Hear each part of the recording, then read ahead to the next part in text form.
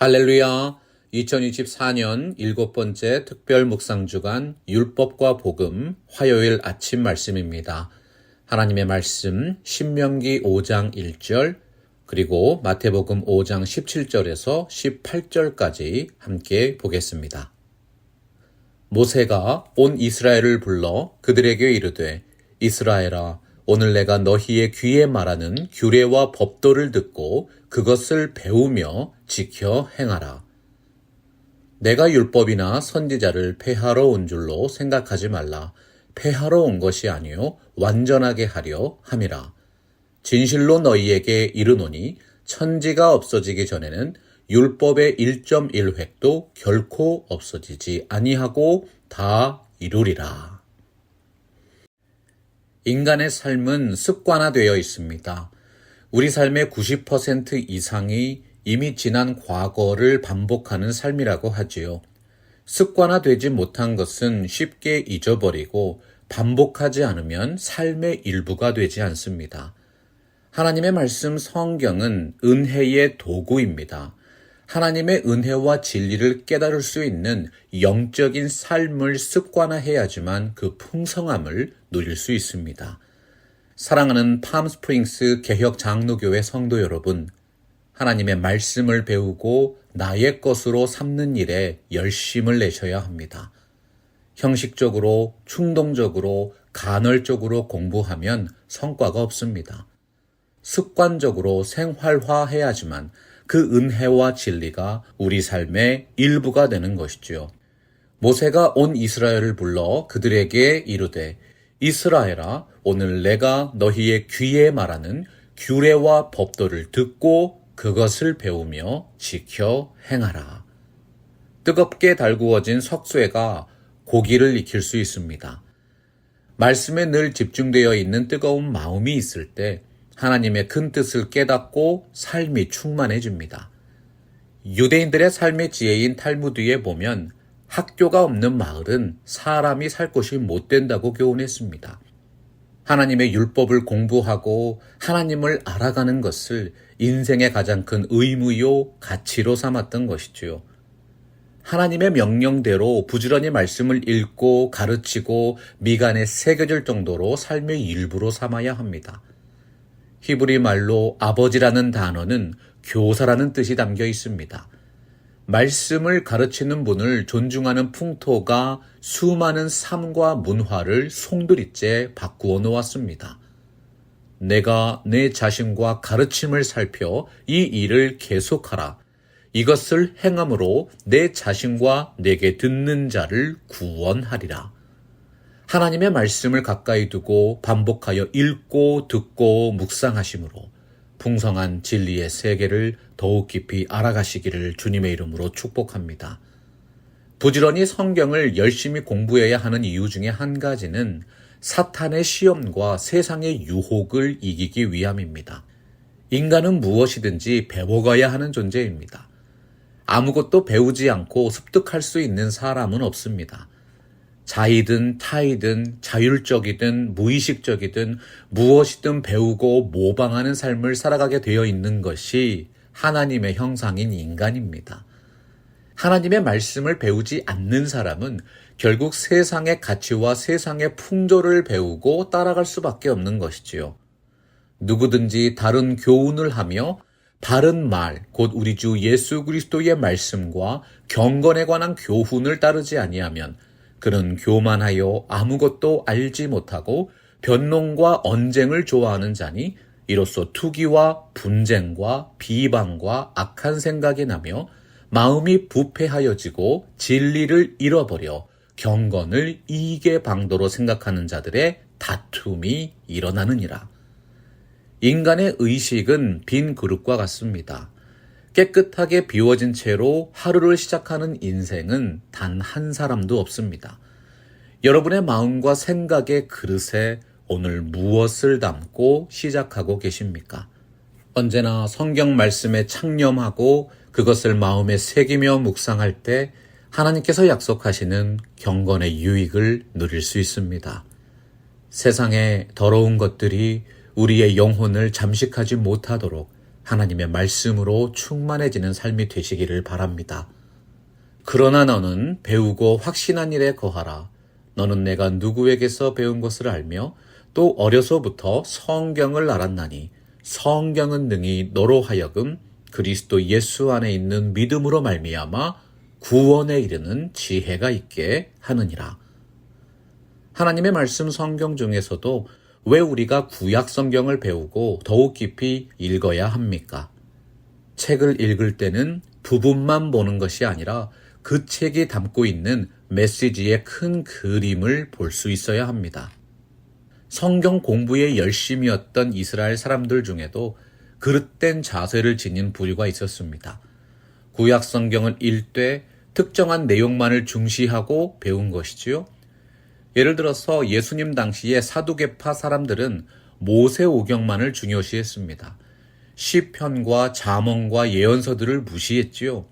그 결과 부활이나 천사나 영적인 존재와 같은 진리에는 무지한 사람들이 되었던 것입니다. 우리들은 구약 성경 전체가 하나님의 영의 감동으로 기록된 절대적인 진리임을 믿습니다. 신약과 구약 성경 전체의 흐름을 통찰하고 읽어가는 일에 열심을 내야 합니다. 모세오경을 공부해야 하나님의 거룩하신 뜻을 알 수 있고 시가서와 예언서를 읽고 공부해야 예수 그리스도를 통한 하나님의 구원과 천국 복음의 배경을 이해하게 됩니다. 역사서와 잠언서를 공부해야 하지만 하나님의 축복과 심판의 원리에 눈을 뜨게 되고 오늘을 살아가는 성도로서 어떻게 믿음 생활을 해야 하는지 확신케 되는 것입니다. 구약 성경을 그 시대의 말씀으로 먼저 읽으십시오. 그리고 그 다음에 신약의 복음으로 다시 구약을 읽어야지만 균형이 잡힙니다. 구약은 신약의 배경이고 기원입니다. 신약은 구약의 열매이면서 율법의 완성입니다. 구약과 신약을 조화롭게 읽으시되 신약의 복음으로 구약의 율법과 예언을 해석하는 것이 참된 성경 해석의 원리인 것이지요. 복음의 진리를 외면하고 구약의 율법에만 열심을 내면 유대교인들처럼 과거에 잡혀있는 율법주의자가 됩니다. 예수 그리스도의 복음으로 구약 성경을 조망하고 해석하는 그리스도 중심 성경 읽기에 더욱 열심을 내시기 바랍니다. 부활하신 예수님께서 가르쳐 주신 성경 해석법입니다. 누가복음 24장 27절 44절입니다. 이에 모세와 모든 선지자의 글로 시작하여 모든 성경에 쓴 바 자기에 관한 것을 자세히 설명하시니라. 또 이르시되 내가 너희와 함께 있을 때에 너희에게 말한 바 곧 모세의 율법과 선지자의 글과 시편에 나를 가리켜 기록된 모든 것이 이루어져야 하리라 한 말이 이것이라 하시고. 철학자 프랜시스 베이컨은 약삭빠른 사람은 학문을 경시하고 단순한 사람은 학문을 숭배하고 현명한 사람은 그것을 자기의 것으로 만든다고 했습니다. 우리가 이미 배운 진리와 깨달은 진리를 우리의 것으로 만들려면 그 진리대로 믿고 순종하는 사람이 되어야 합니다. 머리와 가슴과 삶이 하나가 되는 말씀의 영성이 진정한 그리스도인으로 성숙해지는 영적 성장의 길인 것이지요.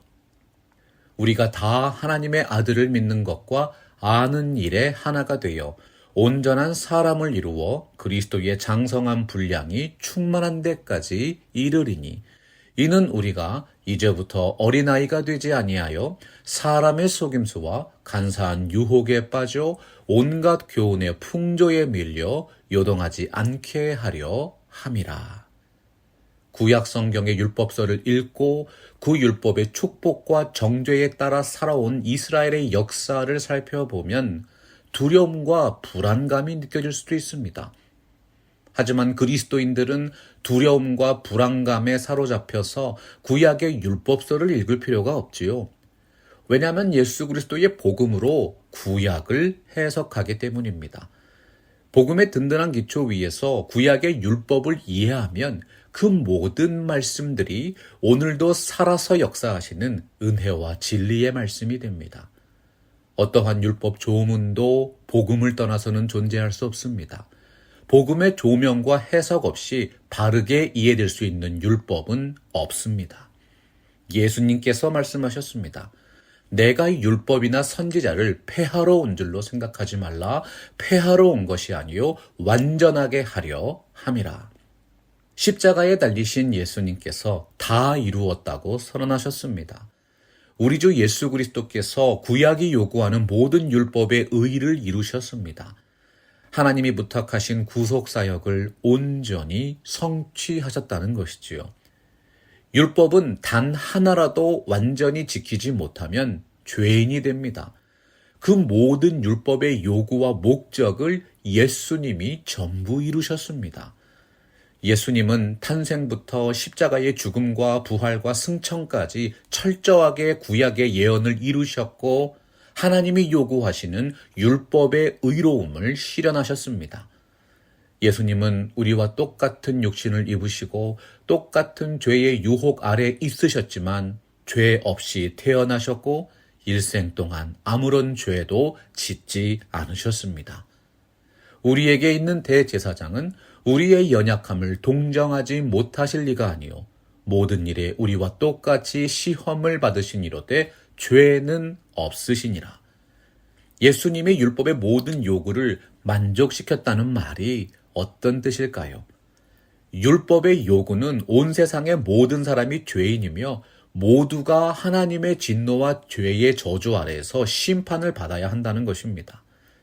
우리가 알거니와 물은 율법이 말하는 바는 율법 아래에 있는 자들에게 말하는 것이니 이는 모든 입을 막고 온 세상으로 하나님의 심판 아래에 있게 하려 함이라. 만일 죄악된 세상의 심판을 받지 않는다면 하나님의 공의는 거짓이 되고 하나님은 불의하신 분이 됩니다. 그런데 오늘날 하나님의 공의가 거짓되거나 하나님이 불의하다고 말하는 그리스도인들이 없지요. 왜 그럴까요? 예수 그리스도께서 십자가를 통해 우리의 죄와 허물에 대한 율법의 심판 요구를 충족시키셨기 때문입니다. 그리스도께서 우리를 위하여 저주를 받은 바 되사 율법의 저주에서 우리를 속량하셨으니 기록된 바 나무에 달린 자마다 저주 아래에 있는 자라 하였음이라. 예수님께서는 십자가 위에서 우리의 죄를 대속하셨습니다. 죄인인 우리가 받아야 하는 하나님의 심판과 저주를 받으셨습니다. 이제 하나님의 의를 누리는 유일한 길은 오직 예수님을 믿음으로 의롭다 여기심을 받는 것입니다. 아무나 자기 자신을 십자가에 바친다고 하나님이 인정하시는 것이 아닙니다. 하나님이 유일하게 인정하시는 영원하고 거룩한 희생제물은 오직 한 분 예수 그리스도이십니다.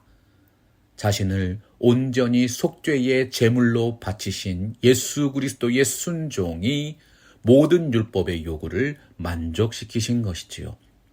모든 사람이 죄를 범하였음에 하나님의 영광에 이르지 못하더니 그리스도 예수 안에 있는 속량으로 말미암아 하나님의 은혜로 값없이 의롭다 하심을 얻은 자 되었느니라. 그런즉 자랑할 데가 어디냐? 있을 수가 없느니라. 무슨 법으로냐? 행위로냐? 아니라 오직 믿음의 법으로니라. 그러므로 사람이 의롭다 하심을 얻는 것은 율법의 행위에 있지 않고 믿음으로 되는 줄 우리가 인정하노라. 복음은 그 본질 자체가 하나님의 은혜입니다. 우리의 구원이 우리의 공로나 행위나 노력에 있지 않고 오직 하나님의 선물이기 때문에 은혜의 복음인 것이지요. 이러한 이유로 구약의 율법이 은혜의 복음과 무조건 정반대라는 오해를 가지기 쉽습니다. 구약의 율법이 죄에 대한 정죄와 저주와 심판의 기능을 가지고 있기 때문이지요. 하지만 성경의 진리가 무엇입니까?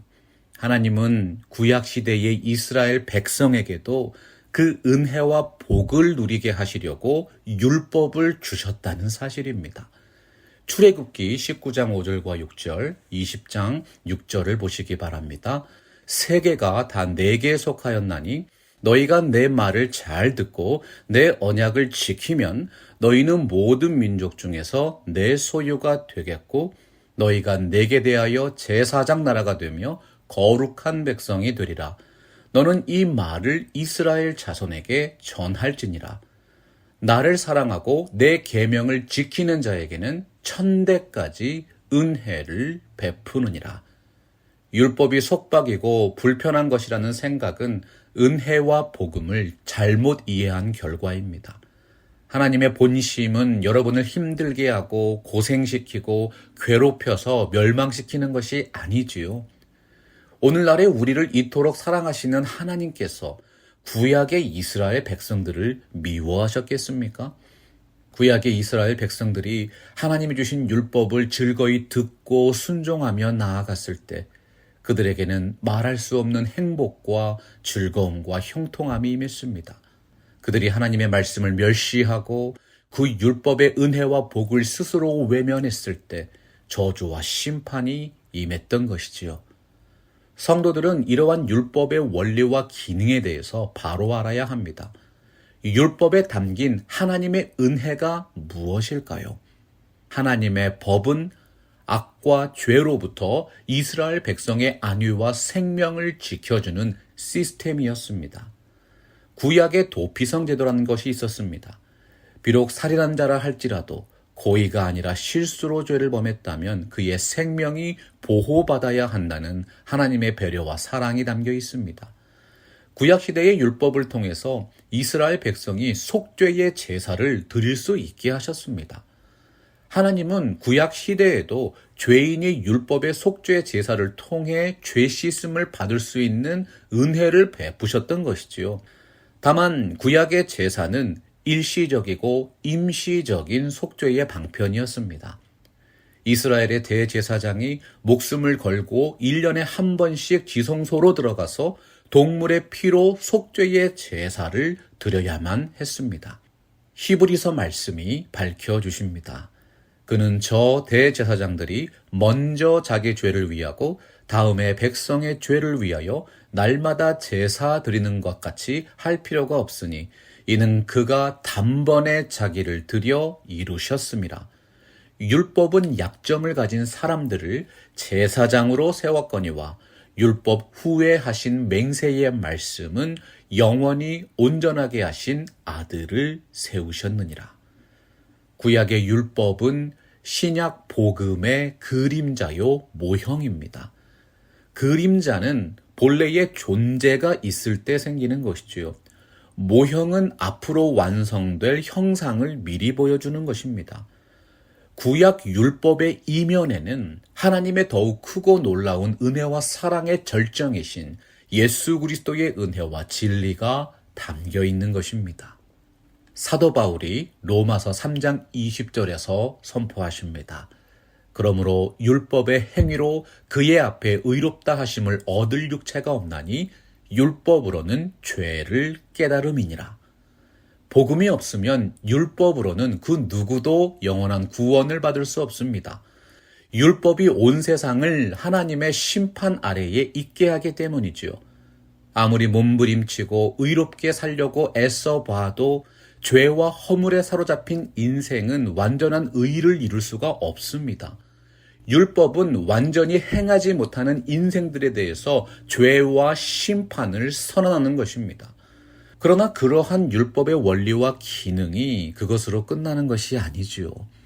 율법이 우리의 죄와 허물을 정죄하고 우리 영혼을 꽁꽁 묶어서 사로잡아 버리지만 그 다음에는 우리를 끌어다가 예수 그리스도의 은혜와 진리 앞으로 인도한다는 것입니다.